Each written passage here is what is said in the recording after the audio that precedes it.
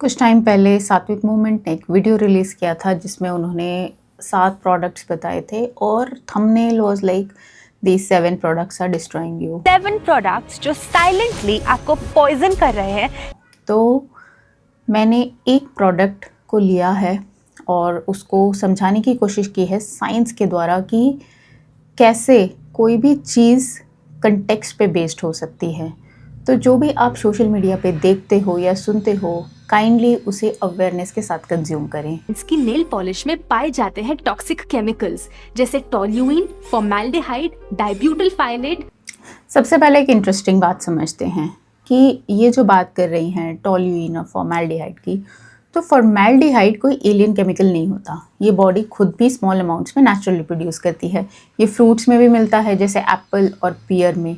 इसका मतलब ये नहीं है कि ये हार्मलेस है। इसका मतलब ये है कि बॉडी इसको हैंडल करने के लिए ऑलरेडी इक्विप्ड है, specially in trace amounts. Problem chemical का एग्जिस्टेंस नहीं होता, प्रॉब्लम उसका डोसेज होता है।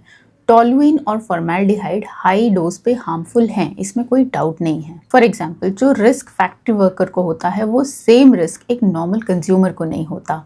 वही केमिकल्स हैं जो एक वुमन की फर्टिलिटी और रिप्रोडक्टिव सिस्टम को डैमेज करने के लिए जाने जाते हैं। थैलेट और organophosphate plasticisers in nail polish वाली स्टडी की ये बात कर रही हैं, ये कोई फर्टिलिटी स्टडी नहीं है। इस स्टडी में सिर्फ 40 नेल पॉलिशेस के अंदर कौन कौन से प्लास्टिसाइजर केमिकल्स हैं और लेबल्स कितने सही या गलत हैं ये टेस्ट किया गया था। रिप्रोडक्टिव टॉक्सिक वाली लाइन है वो इन केमिकल्स पर पहले से मौजूद एनिमल और जनरल ह्यूमन स्टडीज़ का बैकग्राउंड है, सिर्फ ये दिखाने के लिए कि अगर लेबल कुछ और बोल रहा है और अंदर कुछ और निकला तो थ्योरेटिकली रिस्क हो सकता है। इस पेपर ने ना तो पेशेंट्स को फॉलो किया, ना फर्टिलिटी या प्रेगनेंसी का आउटकम मेजर किया।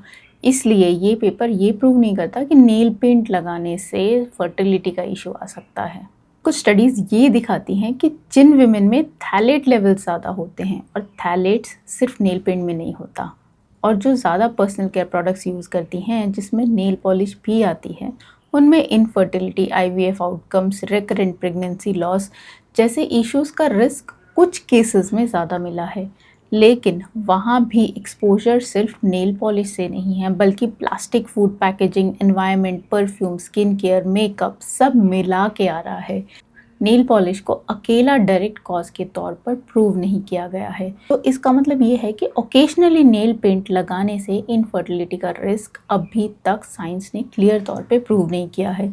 रिस्क अगर है भी तो वो total chemical load, frequency of use, occupation जैसे नेल सैलून वर्कर्स और लाइफस्टाइल के कॉन्टेक्स्ट में आता है।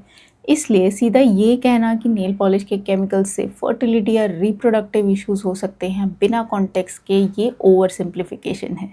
इंटरेस्टिंग स्टडी में साइंटिस्ट्स ने कुछ लेडीज को अपने नेल्स पेंट करने के लिए बोला। केमिकल उस नेल पेंट में था, उन्होंने वही केमिकल उनकी यूरिन में भी पाया। स्टडी में मेजर किया गया था TPHP नाम का कंपाउंड। अब ये स्टडी हेल्थ आउटकम्स या फिर क्लिनिकल टॉक्सिसिटी के थ्रेशोल्ड्स को मेजर नहीं करती। मतलब कितने लेवल पे या कितनी डोसेज पे ये एक्चुअली हार्म करेगा, इसका स्टडी में कोई भी मेंशन नहीं है। मतलब उन्होंने सिर्फ ये देखा है कि केमिकल्स बॉडी के अंदर गए हैं और वो बॉडी से बाहर निकले हैं। उन्होंने ये असेस नहीं किया कि ये अमाउंट हार्मफुल है या नहीं। इसी के लिए ये स्टडी एक्सपोजर दिखाती है, हार्म नहीं। और अगर हम टॉक्सिक केमिकल्स की बात करें तो टॉक्सिक केमिकल्स हर जगह हैं, पर इसका मतलब ये नहीं है कि हर चीज़ हार्मफुल हो जाती है। इसलिए प्लीज़ समझिए कि आधी साइंस बिना समझे फियर क्रिएट कर सकती है। बेसिकली नेल पेंट एक बहुत छोटी सी चीज़ है जिसके बारे में मैंने डिटेल में डिस्कशन किया है, बट ये सिर्फ मैंने एक एग्जाम्पल के तौर पे यूज़ किया है। अगर आप इस वीडियो को देखेंगे तो इसके मिलियंस ऑफ व्यूज़ हैं, और मिलियंस ऑफ व्यूज़ में से कुछ लोग तो ऐसे 100% हुए होंगे जो इस वीडियो को देख के डरे होंगे या इन्फ्लुएंस हुए होंगे। और ये जो फियर है ये बाई चांस नहीं है, ये एक बहुत पावरफुल साइकोलॉजिकल टूल है। तो अगर मैं अपनी वीडियो में किसी भी चीज़ को दिखाकर व्यूअर्स के लिए अर्जेंसी क्रिएट कर सकती हूँ, फियर क्रिएट कर सकती हूँ, तो वो वीडियो चलने के चांसेस ज़्यादा होते हैं, वो शेयर ज़्यादा होती है, वो लाइक ज़्यादा होती है, उस पर कॉमेंट्स और इंटरेक्शन ज़्यादा आता है। तो प्लीज़ जब भी आप कोई भी इंफॉर्मेशन सोशल मीडिया से कंज्यूम करें तो इस चीज़ को समझें, दिमाग में रखें और अपने इन्फॉर्म्ड डिसीजंस लें।